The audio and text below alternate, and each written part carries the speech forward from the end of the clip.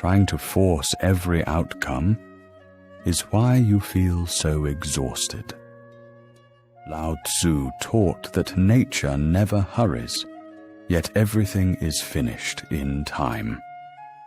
A seed does not fight the dark soil to bloom in a single day. Some soft river water carves the hardest mountain through patient, quiet movement. When you rush your work, you destroy the very thing you want to build.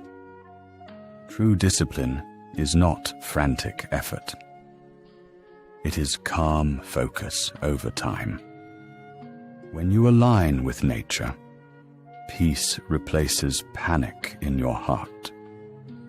Build real discipline and daily peace with daily Lao Tzu.